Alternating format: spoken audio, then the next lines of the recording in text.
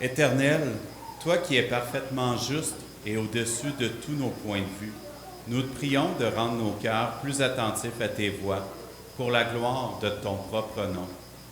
Nous t'en prions, toi qui nous conduis en bon berger par la grâce de Jésus-Christ. Amen. Bonjour tout le monde. J'en profite aussi pour dire un beau bonjour aux personnes qui vont regarder regarder le culte. Je sais qu'il y en a qui sont malades, qui ont la Covid, alors vraiment qu'ils guérissent vite et qu'ils soient bénis. Nous poursuivons la série d'été sur le psaume 23. Et pour se remettre là-dedans, la première semaine, c'était Frédéric qui avait prêché sur l'Éternel est mon berger, je ne manquerai de rien. Et Will avait fait cette belle œuvre pour se souvenir de Yahweh, du nom de Yahweh qui est l'Éternel. La deuxième semaine, c'est Jonathan qui avait prêché sur « Il me fait reposer dans de verts pâturages ». Il me dirige près des eaux paisibles. Donc, c'était Lucie qui avait fait la deuxième œuvre.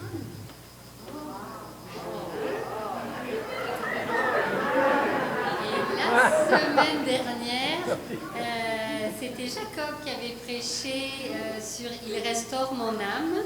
Et c'est Camille et sa sœur Marie-Michel qui ont fait cette œuvre qu'on va afficher avec les autres dans l'entrée. Et voilà, je vous souhaite annoncer la lecture biblique avec la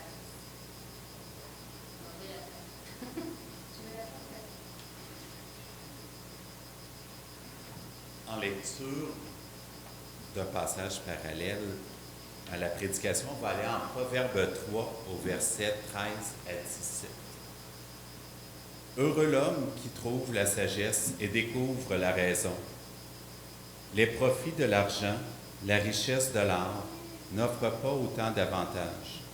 La sagesse a plus de valeur que des perles précieuses. On ne peut rien désirer de meilleur. Elle aide l'homme à vivre longtemps, elle lui procure prospérité et honneur.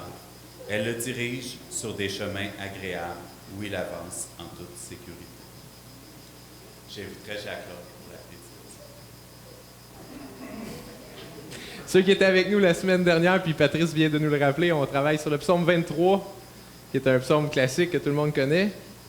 All right. Le psaume 23, c'est un psaume dans lequel David ne fait pas de prière. Il ne fait pas de pétition à l'Éternel. Non plus, il ne fait pas des... on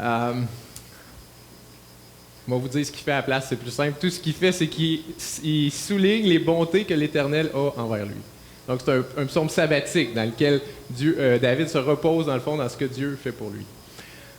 Au tout départ, alors, on a eu une petite révision. Merci, Paul.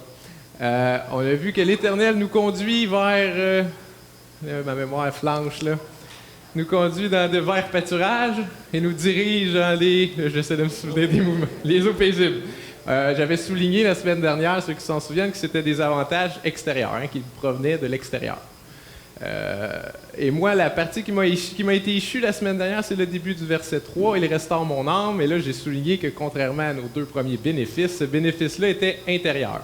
Partant du principe qu'un berger qui amènerait ses brebis dans un endroit paisible et luxuriant, mais qui ne prendrait pas le soin de guérir la maladie mortelle de ses brebis, aurait été un étrange berger. Et donc, quand on dit « l'Éternel est mon berger », on peut s'attendre à ce que, et à l'extérieur et à l'intérieur, Dieu va prendre soin de nous. Ensuite de ça, j'ai essayé, parce que c'est facile de dire « Dieu est bon », là. Dieu est bon, Dieu est bon, Dieu est bon, mais pourquoi est-ce qu'on est triste en tant que chrétien? Pourquoi est-ce qu'on est inquiet? Pourquoi est-ce que des fois notre foi vacille? Même si on sait des choses, c'est important de se les rappeler. Puis c'est important aussi de réfléchir un petit peu, c'est quoi qu'il y a de si bon que ça dans l'œuvre de l'Éternel quand il dit « restaure mon âme ». Et c'est là, j'avais 2 points, je ne sais pas si vous vous souvenez. L'âme, c'est ce qui est à l'image de Dieu, dans vous. Et donc, quand Dieu se propose de restaurer votre âme, ou notre âme, c'est bien mieux que de te donner un duplex. Parce que c'est la partie de toi qui ressemble à l'Éternel. Et c'est ça qui est brisé. Et l'Éternel se propose donc de restaurer ce qui est très précieux, ce qui est fait à l'image de lui-même. La deuxième raison que j'avais évoquée pour laquelle Dieu était bon en restaurant notre âme, c'était tout simplement que notre âme est très malade. Hein, le chemin de toute la terre, c'est la mort. Peu importe votre âge, là, c'est ce qui vous attend, à moins que l'Éternel revienne. Mais c'est une certitude, on ne sait pas à quand ça arrive. On est dans une drôle de condition en tant qu'être humain. Notre âme est vraiment atteinte d'une maladie mortelle. Et donc, étant donné que l'Éternel délivre notre âme qui est faite à l'image de Dieu et qu'il la délivre d'un grand mal, on avait donc conclu que l'Éternel était très bon de restaurer notre âme. Maintenant qu'on a affirmé le scandale que le chemin de la terre, c'était la mort, le chemin de toute la terre, c'est la mort, peut-être que ça vous intéresse d'avoir la certitude que votre âme est restaurée par l'Éternel. Si vous avez pris au sérieux ce que je vous ai dit, c'est la question la plus urgente. Est-ce que votre âme est dans les mains du bon berger? Et aujourd'hui, la suite du verset, j'ai décidé de l'aborder comme ça. On va le transformer en une espèce de test pour avoir l'assurance, en fin de compte, que notre âme est entre les mains du bon berger. Ce que je veux dire, là, c'est que c'est un peu arbitraire au sens où il y a plein de choses que j'aurais pu dire de ce verset-là. Hein. J'ai 15 minutes, d'ailleurs, il faut que je regarde mon temps. Je focus juste là-dessus. On transformons donc ce verset-là en test. Et là, ça, c'était mes images que j'ai complètement oubliées. Donc, vous vous souvenez de la brebis malade? Ah, même si c'est dans un... Bon, je ne vais pas tout répéter ce que j'ai dit, là, étant donné le temps. Donc, ceux qui étaient là, ça vous sert de rappel. Les autres, c'était comme une introduction. Donc, voilà notre question d'aujourd'hui. Êtes-vous restauré par l'Éternel? Parce que, tu sais, l'âme, c'est invisible. Le dessin, d'ailleurs, la peinture qui a été faite le montre très bien. L'âme, c'est subtil. L'âme, c'est pas flagrant. Et c'est ce que Dieu regarde. Donc, c'est important de tester si notre âme est restaurée ou pas. Et donc, notre test, son principe, c'est le suivant. On va essayer de regarder comment l'Éternel restaure l'âme. Puis ensuite de ça, on pourra se regarder. Est-ce que moi, c'est ce qui est en train de m'arriver? Et donc, après ça, on pourra conclure. Enfin, j'ai l'âme en paix et restaurée. Donc, allons-y. On va séparer le verset. Je ne vous l'ai pas lu, mais vous le savez probablement. L'Éternel, il me conduit dans les sentiers de la justice à cause de son nom. Donc, là-dedans, il y a des indices qui vont nous permettre de savoir si on est entre les mains du bon berger. Donc, le bon berger, il est là. Et le premier bout du verset, c'est « Il me conduit ». Et là, voilà.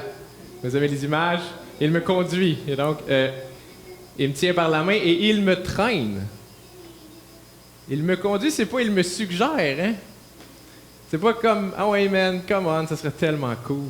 Viens-t'en donc, je vais prendre soin de toi. » Non, non, un mouton, c'est un peu bête. Un mouton, ça s'en va, puis ça pense que ça s'en va dans la bonne direction, puis le berger, sa job, c'est de le hooker. Il est incite, c'est dangereux par là, il y a un précipice. Donc, quand il est écrit « il me conduit », moi, je voudrais mettre l'emphase sur « il me confronte ». Pas « il me donne des belles idées ». Non, il me saisit. Il sert à rien, mon PowerPoint, si je prends pas le temps d'allumer mes trucs. Donc, c'est pas « il me suggère », c'est « il me contraint ». Donc, l'emphase va être mise là-dessus. Je me suis dit que vous donnez une liste d'exemples, et ça, c'était un petit peu prétentieux de ma part, d'exemples par lesquels l'Éternel vous a saisi, peut-être. Et c'est pas exhaustif, au sens où c'est pas la liste complète. Ça se peut très bien que vous ayez été confronté par l'Éternel autrement. Voilà, ça, c'était l'image que j'ai utilisée. D'ailleurs, ce qui est raconté dans l'image n'est complètement pas dans le contexte de mon verset, mais vous voyez le point. Hein, Jésus qui saisit, il me semble que c'est Pierre qui est en train de douter puis de s'enfoncer dans l'eau, puis là, Jésus, il saisit, il le confronte, il le conduit. Comment que l'Éternel a pu nous confronter dans notre vie? Premièrement, en rendant les Écritures lumineuses et pleines de sens. Peut-être qu'un matin, vous êtes levé, vous avez lu la Bible, ça l'a vraiment percuté votre âme. Ça vous a interpellé, ça vous a remis en question. Peut-être aussi que, des fois, j'entends les gens raconter leur témoignage, c'est une série d'événements un peu étranges. Qui est comme une synchronicité dans le temps, des choses qui arrivent, puis là, tu te dis, voyons, qu'est-ce qui m'arrive? Là, tu es remis en question, tu es remis comme dans le coin du mur. Là, tu n'avais pas planifié ça au début de la semaine. Donc, ici, Dieu il utilise le fait qu'il est le maître de l'histoire, puis il orchestre les événements habilement. Un autre point, il y a des conversions qui sont spontanées. Il y en a, c'est un changement de cœur immédiat. Il y en a d'autres, c'est un long processus tranquille. Donc, il ne faut pas ici avoir l'idée qu'il faut nécessairement que ce soit fracassant, une conversion. Ça se peut que ce soit, ou la confrontation, ça se peut que ça se fasse doucement, sur le long terme. Il y en a d'autres qui sont chanceux, paf, du jour au lendemain, ils sont convertis. Si Dieu vous a fait naître dans une famille déjà sanctifiée par le Saint-Esprit, si votre famille est chrétienne, c'est peut-être sa façon de vous confronter. Vous n'avez pas été... Je ne sais pas à quel point votre foi est vivante, les enfants, là, mais je ne sais pas si vous réalisez la chance que vous avez d'avoir entendu ces histoires-là. Parce que ce qu'on vous raconte sur Netflix, dans les émissions, c'est rendu très pauvre, oserais-je espérer. Jamais qu'on va vous présenter des horizons d'espoir aussi lumineux que le christianisme. On va le voir tantôt. Que ce soit la conception de la justice, si votre famille était chrétienne, on vous a dit, Dieu, il sait quand vous mentez. Mais les parents qui ne sont pas chrétiens, qu'est-ce qu'ils disent à leurs enfants? Ils vont quand même pas prétendre que c'est des psychics qui sont capables de lire dans la tête des enfants. Ils peuvent pas rien dire, tu me mens, je ne sais pas, that's it. Mais vous, on vous a, à quelque part, nourri la conscience. Le mensonge, c'est quelque chose qui est flagrant aux yeux de Dieu. Donc, c'est une façon que Dieu a peut-être utilisée pour vous confronter, pour vous saisir. Finalement, peut-être qu'il a juste mis quelqu'un sur votre chemin, qui avait une façon de parler qui est venu vous interloquer. Et finalement, peut-être qu'il vous a donné un conjoint chrétien. Et ça a été sa façon de vous confronter, de vous saisir, de dire « Hey, attention, le chemin de la terre, de toute la terre, c'est la mort. Pourquoi? » Et etc. C'est loin de moi la prétention de pouvoir épuiser toutes les façons dont l'Éternel que l'Éternel a utilisées pour sauver les gens. Donc voilà, c'est notre premier test. Avez-vous été saisis, les amis? Vous voyez la petite brebis, là? Elle va se faire saisir. Mais là, elle n'a pas pensé que la brebis a fait pitié, là. Non, c'est pas mal dit ça. Elle n'a pas pensé que la brebis est au désespoir. Elle est bien contente d'être là, elle. Elle est bien contente d'être dans les ténèbres, la brebis. Tant qu'elle est dans les ténèbres, là, toute la laideur de son cœur n'est pas manifeste. Elle a l'impression de faire ce qu'elle veut. Donc, c'est pas une victime de... Mais oui, c'est une victime. Mais vous voyez, elle n'est pas en train de crier au secours. L'Éternel, il confronte, il va chercher les gens. C'est pas nous, dans notre sagesse, qui disons « Il me semble que j'aurais besoin d'être sauvé par l'Éternel. Où es-tu, mon Dieu? » Non, c'est l'Éternel, il confronte les gens. Comme la petite brebis qui va se faire hooker. Hooker, ça veut dire accrocher. Avez-vous été saisis, les amis? Voilà. Bon, ça, c'est notre premier test. Donc, demandez-vous, est-ce que vous avez eu l'impression dans votre vie d'avoir été percuté par Dieu? Si c'est le cas, c'est un bon test, mais mon test n'est pas assez précis. Il y a quelque chose qui ne marche pas dans mon test parce qu'un témoin de Jéhovah pourrait vous raconter la même chose. Un musulman pourrait vous raconter la même chose. J'ai été saisi par Allah ou par Dieu ou quelqu'un qui appartient à un culte quelconque qui aussi peut avoir cette expérience-là. Pensez aux expériences mystiques dans le désert du Mexique avec des champignons spéciaux. Lui aussi, cette personne-là a l'impression d'avoir été percutée par quelque chose. Et donc, le premier test, mes amis, n'est pas assez précis parce qu'il faut se poser la question, si c'est bien fait, mon affaire, oui, par qui avez-vous été saisi? C'est pas tout d'avoir été saisi, mais par qui vous avez été saisi? Parce que, mes amis, notre ennemi, et là, je ne sais pas qui a fait ce dessin-là, merci Google, l'ennemi de nos âmes, c'est le diable, et le diable, c'est pas quelqu'un d'innocent, de stupide, c'est pas quelqu'un qui se promène avec ses gros sabots, puis sa queue, puis ses fourches, hein? Le diable, c'est un ange de lumière. Il se présente comme étant bon, juste. Il se présente comme un représentant de Dieu. Et donc, l'arme du diable, c'est la duperie, c'est le mensonge. Il va se faire passer pour quelqu'un de juste, quelqu'un qui veut ton bien. Le péché fait la même chose. D'ailleurs, hein, le péché nous promet toujours quelque chose qu'il ne nous donne pas au final. Mais Satan, c'est l'ennemi de nos âmes, c'est sa tactique. Il y a des fausses doctrines dans l'Église chrétienne. Il y a des fausses religions. Puis il y en a juste une qui est vraie. Et là, j'ai mis mon petit cercle. Poum poum. Qui vous a saisi? Est-ce que c'est Jésus-Christ ou c'est un autre halluciné, un prophète quelconque ou je ne sais pas trop? Et donc, il faut trouver une façon de préciser notre test. Mon premier test, avez-vous été saisi? Mais là, il faut préciser notre test pour être certain qu'on est en train d'être restauré par l'Éternel. Et donc, j'enclenche rapidement. Il me conduit où? C'est ça qui est important. Hein, L'Éternel veut nous amener dans des verts pâturages. Il ne veut pas nous amener dans un petit ruisseau louche en arrière. Il y a un endroit précis où il veut nous amener. Dans les sentiers de la justice. Donc, si vous voulez savoir si vous allez dans la vie éternelle ou dans la destruction éternelle, demandez-vous juste la question, est-ce que j'ai été saisi pour être transportés dans les chemins de la justice. Mais là, votre question, c'est quoi la justice, Jacob? Hein? Facile de dire ça, mais il faut comprendre c'est quoi la justice. Puis moi, je ne vais pas utiliser la loi de Moïse, parce que probablement pas tout le monde se souvient de toutes ces 683 lois-là. Je vais utiliser votre conscience comme barème pour comprendre c'est quoi la justice. Puis mon pari, c'est que tout le monde ici sait c'est quoi la justice, parce que vous êtes tous déjà indignés quand vous subissiez l'injustice. Quand votre frère n'est pas fin avec vous, quand votre sœur n'est pas fine avec vous. Là, soudainement, vous devenez des gens extrêmement sages. J'ai été lésé dans mon droit. Alors, avec ce comportement-là, où on accuse les autres, on rend témoignage qu'on comprend c'est quoi la justice. Puis là, j'avais une série de cas. Je suis pas en train de me dire qu'on va aller vite, là. Hein, l'injustice dans la famille, à l'école, dans le mariage, au travail, en amitié. Et là, je sais pas pourquoi ça s'en va tout seul. Dans la société, même dans l'Église. Vous avez tous déjà subi l'injustice. Vous savez c'est quoi. Vous le savez comment c'est destructeur. Vous le savez comment, finalement, dans les sentiers de la justice, ça n'a pas existé. Donc, à quelque part, c'est pas si compliqué que ça à comprendre. C'est quoi la justice? Le problème, c'est qu'on s'indigne si facilement, et on l'a vu la semaine dernière, si facilement des injustices subies, mais si difficilement des injustices qu'on commet nous-mêmes. Parce que qu'est-ce qu'on fait quand on s'indigne? On appelle Dieu, intervient Dieu, la justice, je suis en train d'être lésé dans mon droit, sans savoir que... disons ça comme ça. Sans savoir que si Dieu intervient, t'es du côté des pas bons, toi aussi. Là. Si tu veux vraiment que la justice de Dieu se manifeste, tu vas passer au bat. T'es pas mieux que ton voisin à côté. Ce que j'essayais de rendre avec cette image-là. Bon. Ceux qui connaissent les paraboles, vous savez qu'est-ce que ça l'évoque, cette statue-là, hein? Bon, c'est bon. C'est celui qui essaie d'enlever la paille dans l'œil de son voisin puis qui voit pas que dans son œil, il y a un gros log, là, il y a une grosse poutre. Fait que là, Jésus, il dit enlève la poutre avant d'enlever la paille, tu sais, c'est le gros bon sens. Mais le point, c'est que la poutre, on la voit pas, là. C'est comme ça que les gens sont condamnés à l'enfer. Parce que, tu sais, ils pourraient toujours dire « Je le savais pas ». Je l'ai pas lu, la Bible, moi.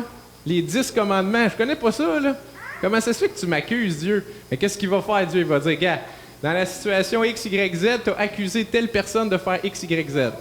Puis quand je te regarde, toi, ben t'as fait, toi aussi, X, Y, Z. Donc, ta conscience t'accuse puis te condamne toi-même. J'ai pas besoin de la loi de Moïse pour te condamner. Si j'applique la justice que tu as appliquée aux autres, là, si je l'applique à toi-même, tu es déclaré coupable. Pas besoin d'avoir une formation en théologie pour être coupable aux yeux de Dieu. On s'accuse nous-mêmes à chaque fois qu'on condamne les autres. Chose que Paul essaye de rendre clair dans un verset que j'ai écrit tout petit. Donc, quand il dit la chose suivante, « Ô homme, toi qui juges, tu es donc inexcusable, car... » j'ai écrit. Car en jugeant les autres, tu te condamnes toi-même, puisque toi qui juges, tu fais les mêmes choses. Paf! On est tous du mauvais côté de la clôture, les amis. Et c'est pourquoi Paul va dire plus loin, « Or, tous ont péché et sont privés de la gloire de Dieu. » Donc faites attention, quand vous levez les poings pour demander à Dieu qu'il rende justice, réfléchissez. Il va vous écraser, vous autres ici. Vous êtes des injustes comme ceux que vous accusez. Parce que souvent, on a l'impression qu'on est à droite. Sin, c'est péché. Je m'excuse, je ne l'ai pas traduit. Sin, c'est péché. God, c'est Dieu. Hein? C'est de l'anglais de deuxième année. Non. C'est là qu'on est. C'est l'image, vous comprenez? On est tous nés séparés de Dieu. Il n'y a personne l'autre bord. Il n'y a personne avec Dieu. Parce que le diable, il aurait pu, tout simplement, dans son désir de déplaire à Dieu, aller voir Adam. Il aurait pu juste y écraser le pif. Tu sais, il aurait pu juste y faire mal. Dans le fond, c'est un archange, le diable. Il aurait pu le secouer puis dire hein, ton papa il va être fâché, je t'ai fait mal. Mais non, il est bien plus wise que ça, le diable. Qu'est-ce qu'il a fait? Il a fait de nous des ennemis de Dieu en nous rendant pécheurs. Et là, c'est grave, là. Parce que Dieu, il est juste. Fait qu'en nous rendant pécheurs, le diable, il faisait une offense à Dieu bien plus grande. C'est comme si votre enfant se rebellait contre vous. Ben là, c'est comme si... En tout cas, vous voyez l'idée. C'est vraiment maléfique. Au lieu de nous casser la gueule avec ses poings il nous a rendus ennemis de Dieu. Et donc, la grande question, j'espère que c'est ça qui s'en vient, parce que mon temps est un peu... La grande question, selon moi, c'est l'œuvre la plus dure, et je parle avec référence que l'Éternel a faite. Comment Dieu va faire pour sauver des pécheurs comme vous et moi?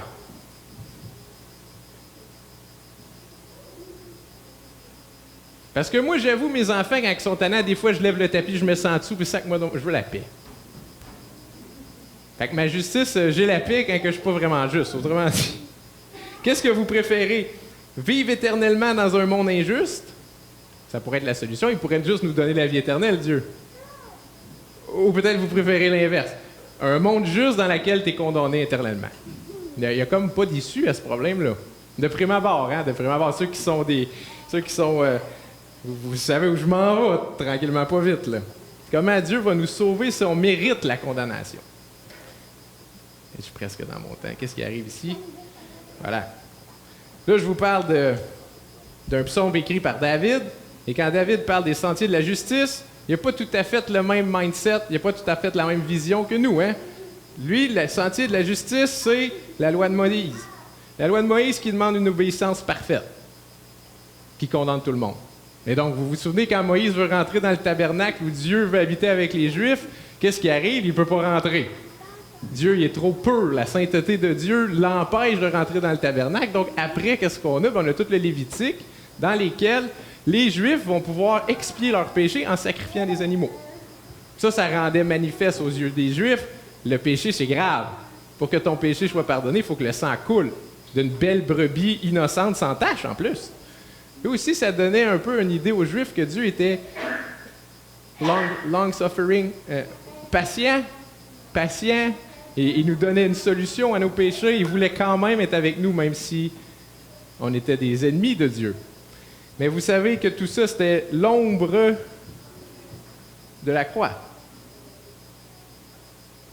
Et donc, même si David ne vous parle pas de la croix, vous le savez si vous avez... J'espère que vous le savez. Que les sacrifices...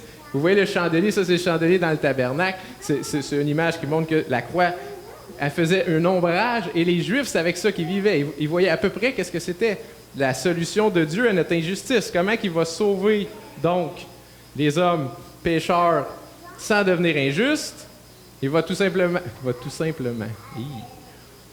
Il va envoyer son Fils bien-aimé dans un corps de chair, subir une vie humaine, subir la colère de Dieu à notre place.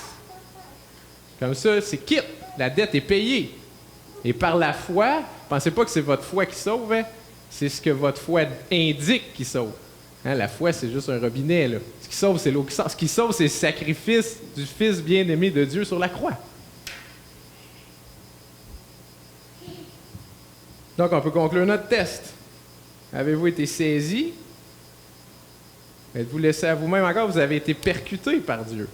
Puis avez-vous été saisi pour être né au pied de la croix? Là, c'est assez précis. Si réellement vous arriviez à vous glorifier dans la croix de Christ, si vous êtes repenti puis vous disiez, Dieu, il veut tellement me sauver là, qu'il s'est sacrifié lui-même pour moi, si ça remplit votre cœur de joie, mais ayez l'assurance, les amis, que votre vie est éternelle. Soyez en paix, soyez joyeux quand Goliath vous attaque. Je me rappelle plus, c'est toi qui a posté ça. Quand Goliath il vous attaque, regardez pas Goliath, regardez Dieu. Regardez ce qu'il a déjà fait pour vous, puis vous allez conclure naturellement qu'il va faire le reste pour vous. Puis ceux qui répondent non à mes questions, venez donc. C'est gratis. Il veut vous guérir. Il veut prendre soin de vous. Quand je vous dis venez donc, c'est simple. Repentez-vous. Acceptez que vous êtes du côté des injustes. Puis reconnaissez que Dieu est bon. C'est juste ça. C'est pas plus compliqué. T'as rien à faire d'autre. Après ça, t'es scellé. Comme un paquet qu'on va envoyer. T'as un seau, il n'y a plus personne qui va te sortir de là. T'as été saisi par Dieu. T'es dans ses mains. C'est gratis. Puis je vous le dis, les enfants, il n'y a rien qui va vous être présenté de plus glorieux que ça dans votre vie. Sur ces belles paroles, je ne sais pas c'est qui continue le culte. Merci, Patrice. Bonne semaine, bien-aimés. Paisible. Il restaure mon âme. Il me conduit dans les sentiers de la justice à cause de son nom. Quand je marche dans la vallée de l'ombre de la mort, je ne crains aucun mal, car tu es avec moi. Donc là, c'est ça qu'on avait fait. Est-ce que ça va pour tout le monde? OK. Là, on va pratiquer le nouveau petit bout. C'est 3 petites lignes, là, à peu près. Donc, ta houette et ton bâton me rassurent. Tu dresses devant moi une table en face de mes adversaires. Tu oins d'huile ma tête et ma coupe déborde. On va le refaire encore une fois. Ta houette et ton bâton me rassurent. Tu dresses devant moi une table en face de mes adversaires. Tu oins d'huile ma tête et ma coupe déborde. Est-ce qu'on est bon pour le faire du début? Oui, OK. Ça a triché, moi je vais le fermer. Là, je garantis rien. L'Éternel est mon berger, je ne manquerai de rien. Il me fait reposer dans de verts pâturages. Il me dirige près des eaux paisibles. Il restaure mon âme. Il m'a conduit dans les sentiers de la justice à cause de son nom. Quand je marche dans la vallée de l'ombre de la mort, je ne crains aucun mal, car tu es avec moi. Ta houlette et ton bâton me rassurent. Tu dresses devant moi une table en face de mes adversaires. Tu oins d'huile ma tête et ma coupe déborde. Super!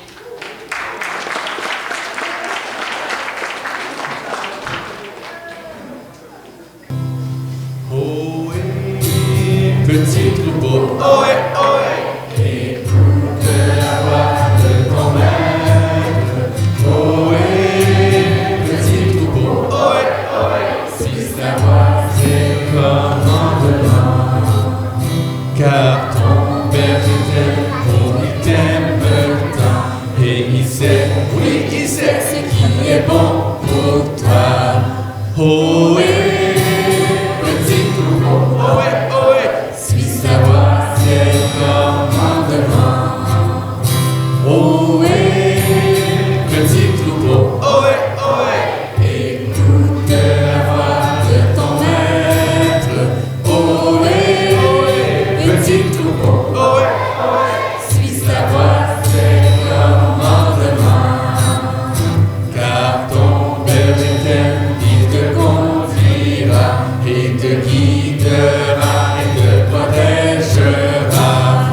Ohé, petit troupeau, ohé, ohé, suis sa voix, ses commandements. Bon, Chania m'a demandé de ne pas abuser et de le refaire. Non, c'est Catherine qui m'a demandé ça. Fait que il faut être un bon mari pour ses volontés.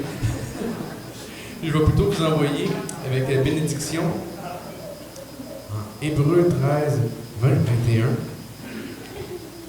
C'est Dieu qui nous donne la paix. Il a fait remonter de chez les morts notre Seigneur Jésus, qui est le grand berger des moutons. Et le sang de son sacrifice a obtenu pour nous une alliance qui dure toujours. Que ce Dieu vous rende capable d'agir toujours bien pour faire ce qu'il veut, qu'il accomplisse en nous par Jésus-Christ ce qui lui plaît. Rendons gloire à Jésus-Christ pour toujours. Amen. Bon dimanche à tout le monde.